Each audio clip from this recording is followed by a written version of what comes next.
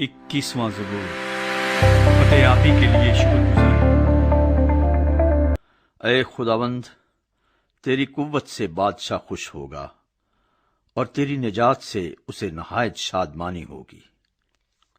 تو نے اس کے دل کی آرزو پوری کی ہے اور اس کے منہ کی درخواست کو نامنظور نہیں کیا، کیونکہ تو اسے عمدہ برکتیں بخشنے میں پیش قدمی کرتا اور خالص سونے کا تاج اس کے سر پر رکھتا ہے۔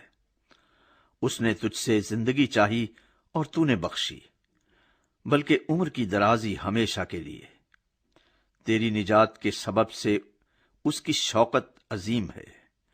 تو اسے حشمت و جلال سے آراستہ کرتا ہے، کیونکہ تو ہمیشہ کے لیے اسے برکتوں سے مالا مال کرتا ہے اور اپنے حضور اسے خوش و خرم رکھتا ہے، کیونکہ بادشاہ کا توکل خداوند پر ہے اور حق تعالیٰ کی شفقت کی بدولت اسے ہرگز جنبش نہ ہوگی۔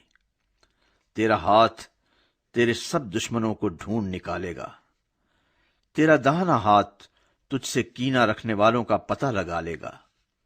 تو اپنے قہر کے وقت ان کو جلتے تنور کی مانند کر دے گا۔ خداوند اپنے غضب میں ان کو نگل جائے گا اور آگ ان کو کھا جائے گی۔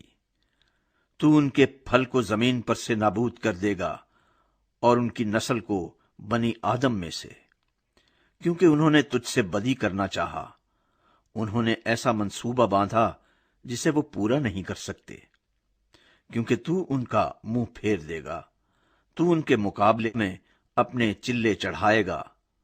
اے خداوند، تو اپنی ہی قوت میں سربلند ہو اور ہم گا کر تیری قدرت کی ستائش کریں گے۔